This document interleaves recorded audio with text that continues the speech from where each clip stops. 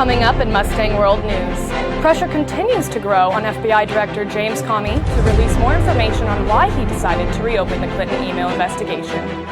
The countdown continues till Election Day as Donald Trump and Hillary Clinton make one last push to convince undecided voters in key battleground states. And over 100 years since their last World Series title, the Chicago Cubs won the 2016 World Series after beating the Cleveland Indians in the 10th inning. Mustang World News starts now.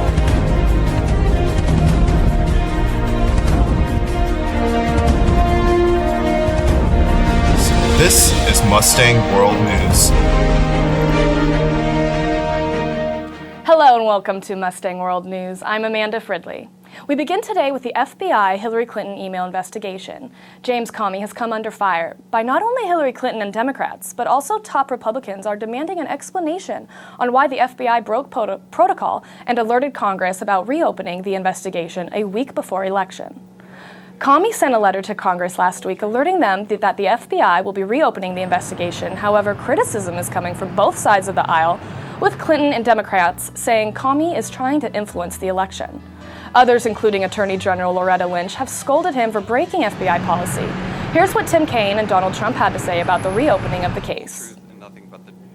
And then the FBI director had to backtrack on the letter. He said, yeah, you're right, this can be seriously misconstrued, and he had to backtrack on it with a second letter just 24 hours later.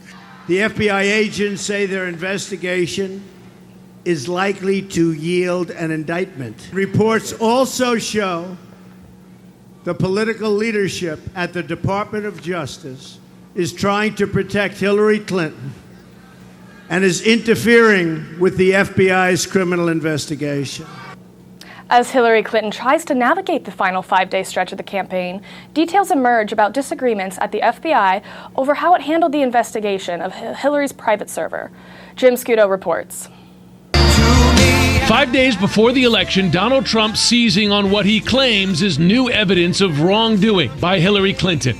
It was reported last night that the FBI is conducting a criminal investigation into Hillary Clinton's pay-for-play corruption during her tenure as Secretary of State. The facts are somewhat different. CNN has learned that some agents wanted the FBI to investigate the family's charitable foundation after allegations of donor fraud appeared in the controversial 2015 book Clinton Cash. But after reviewing the initial findings, Justice Department officials felt there wasn't enough evidence to move forward with a full investigation. Divisions within the FBI have widened in recent months over the investigation into Clinton's private email server, according to law enforcement sources. Some rank-and-file agents, particularly in the New York field office, were at odds with the agency's headquarters in Washington and officials at the Justice Department, who they felt were trying to protect Clinton.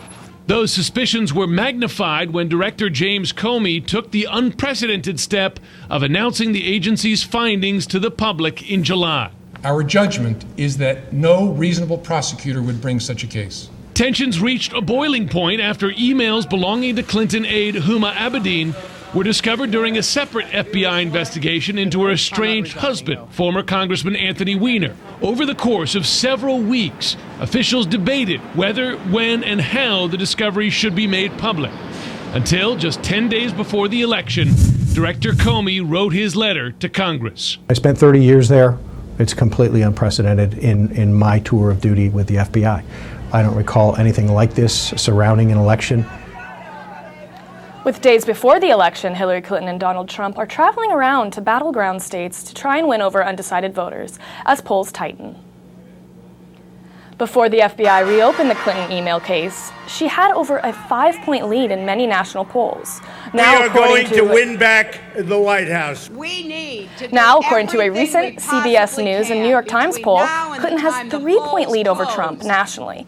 And according to a recent CNN poll, most of the battleground states like Nevada and Florida have Trump and Clinton 1 point away from each other.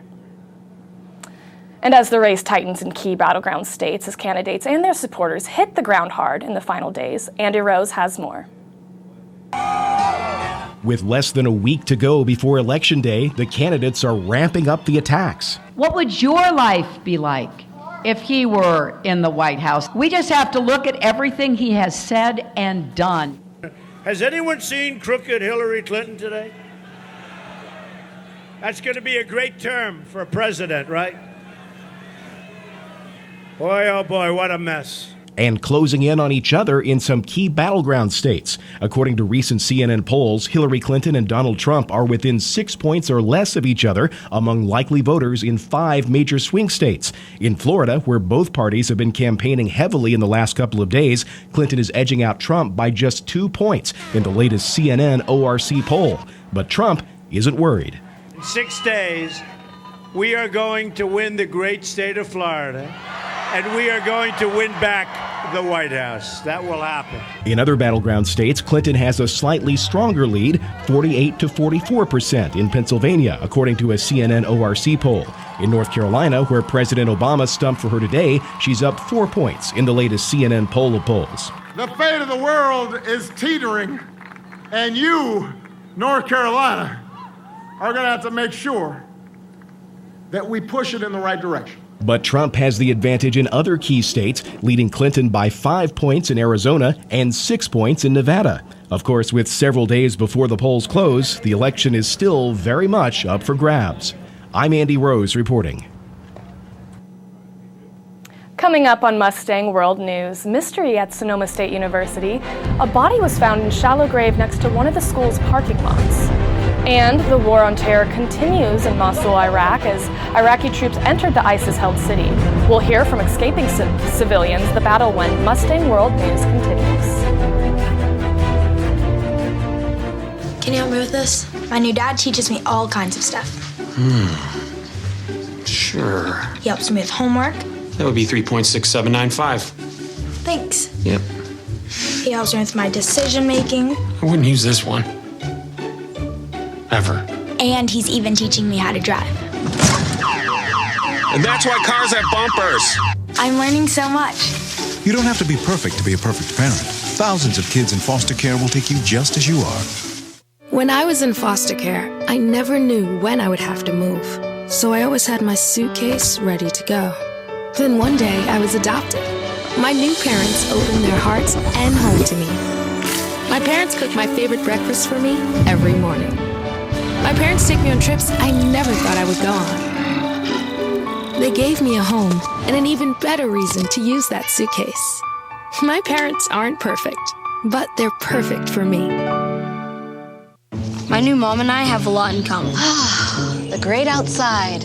We both love the outdoors. So shiny. That's not a flower. We both love geology. Oh, look. An igneous one. That's not a rock. And she knows a lot about wildlife. A labradoodle. That's not a dog. Hanging out has been kind of fun. You don't have to be perfect to be a perfect parent. Thousands of kids in foster care will take you just as you are. Look at me. Hey. Raymond, look at Mommy. Maybe the light hurts his eyes. Maybe she's just not hungry. Maybe he can't hear us. Maybe we're not stimulating him enough. Maybe it's a phase.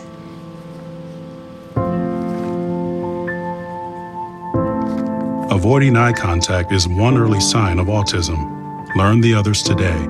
The sooner it's diagnosed, the better. It's been 108 years since the Chicago Cubs won a World Series. The Cubs were ahead for most of the game, creating a 6-point lead early on. The Indians, however, battled back, tying it up in the 8th inning. Just before the start of the 10th inning, there was a 17-minute rain delay, but the Cubs came back after the delay and scored 2 runs, pulling ahead and beating the Indians 8-7. Chicago fans were excited to finally see a win after a 100-year-long drought.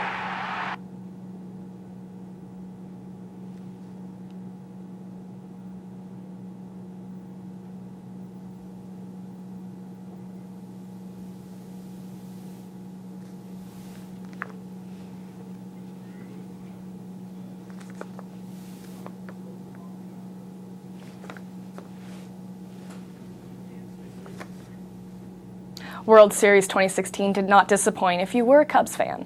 The team ended the longest World Series drought in Major League history Wednesday night and made Chicago very happy. Scott McLean has this report from the Windy City. The victorious Cubs returned home with their prize in hand after beating the Cleveland Indians 8-7. Chicago erupted in celebrations 108 years in the making. Game 7 was a nail-biter that went for 10 innings, featured a rain delay, and lasted late into the night. But the fans didn't seem to mind. I'm inspired. I don't know when I'll ever sleep again. This was amazing. I'm just like weeping openly right now. I'm covered with fears and tears, and I just can't believe that this has happened. Go Cubs! Yeah! This fan has lived down the street from Wrigley Field his entire 46-year life. He says superstition dictated his game day routine and even wardrobe choices.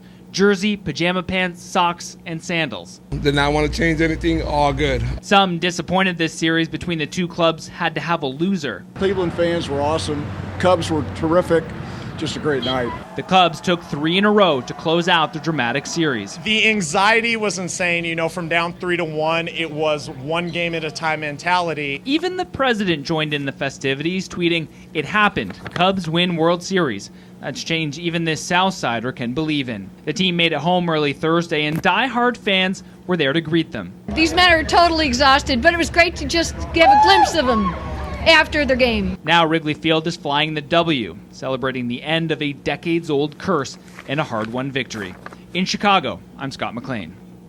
After a new WikiLeaks dump, CNN fired DNC chair and head of CNN, Donna Brazile. Emails released showed Brazile gave Hillary Clinton questions ahead of time before a CNN town hall debate back in spring. This is the second email to show collision between top officials at the news organization and the Clinton campaign. Donald Trump used his news scandal to attack Clinton's campaign.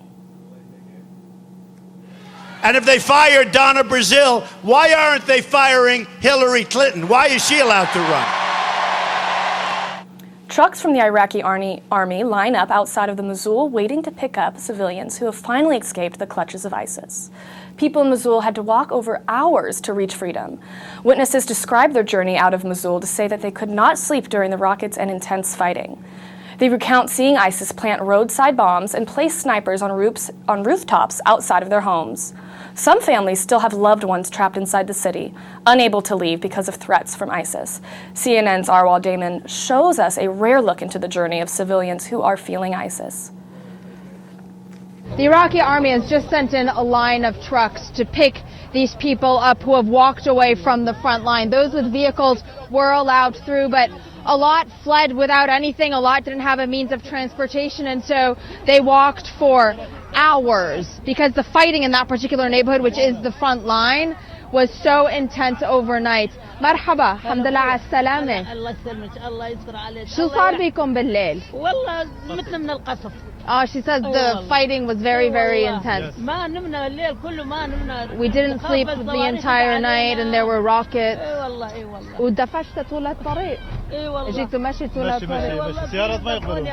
They weren't able to bring their cars through for some reason, so they actually walked this entire route.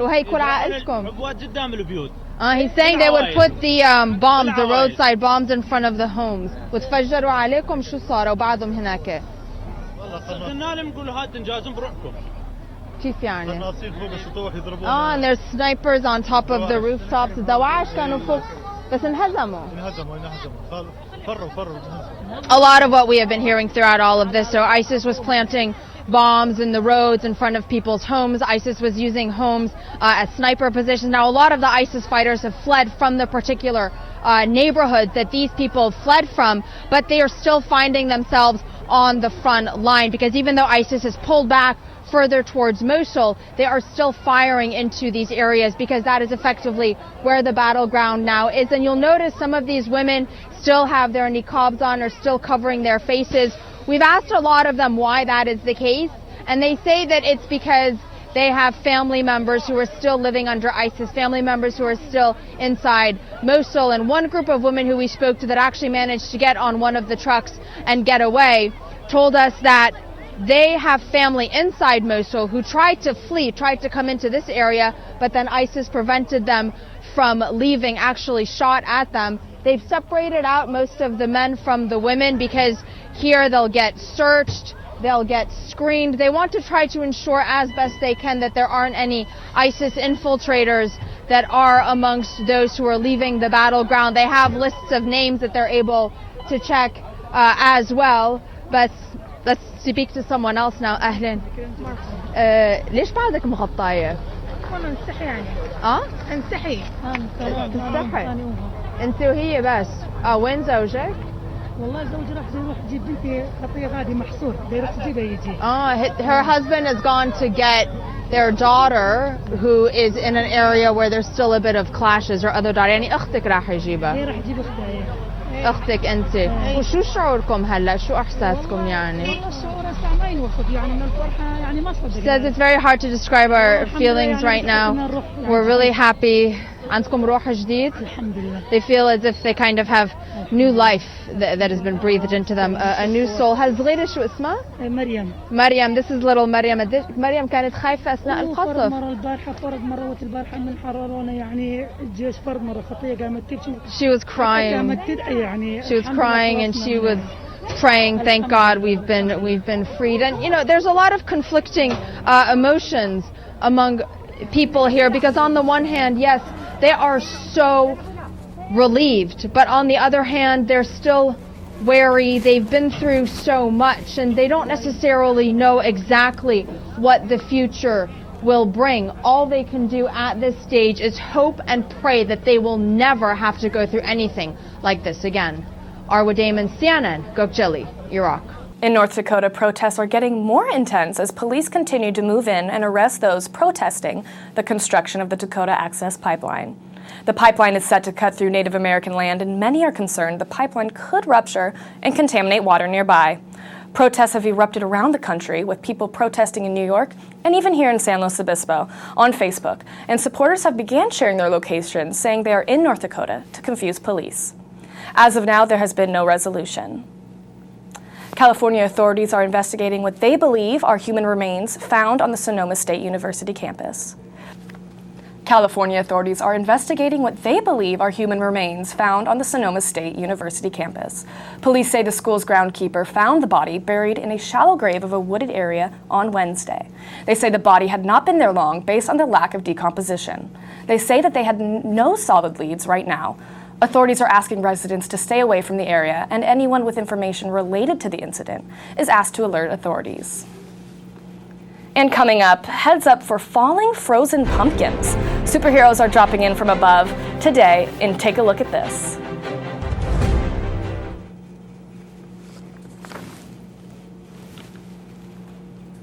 Sure. He helps me with homework.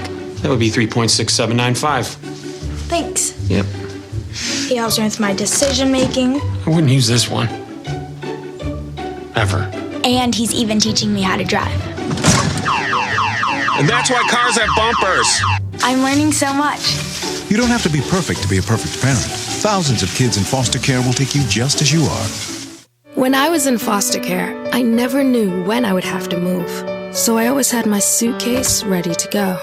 Then one day I was adopted. My new parents opened their hearts and home to me. My parents cook my favorite breakfast for me every morning. My parents take me on trips I never thought I would go on. They gave me a home and an even better reason to use that suitcase. My parents aren't perfect, but they're perfect for me. My new mom and I have a lot in common. The great outside. We both love the outdoors. It's so shiny. That's not a flower. We both love geology. Oh, look. An igneous one. That's not a rock. And she knows a lot about wildlife. A labradoodle. That's not a dog. Hanging out has been kind of fun.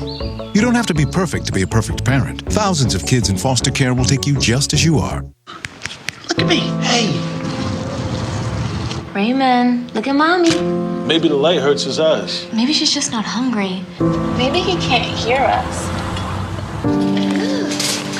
Maybe we're not stimulating him enough. Maybe to phase.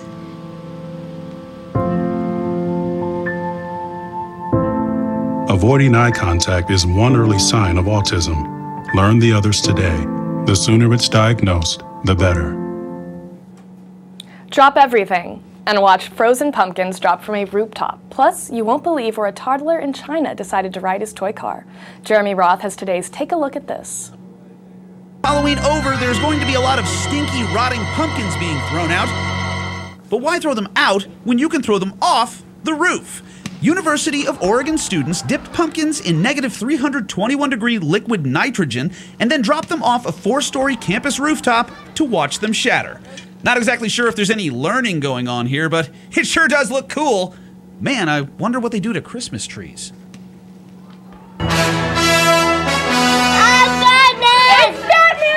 Pumpkins weren't the only thing flying from rooftops. Young patients at a San Antonio Children's Hospital got surprise visits from their favorite superheroes who literally swung by to say hello. The event was to benefit kids who weren't able to leave the hospital for Halloween, and in addition to Batman and Superman, the kids also got to meet some real-life heroes, spending time with area police officers, firefighters, and other emergency responders.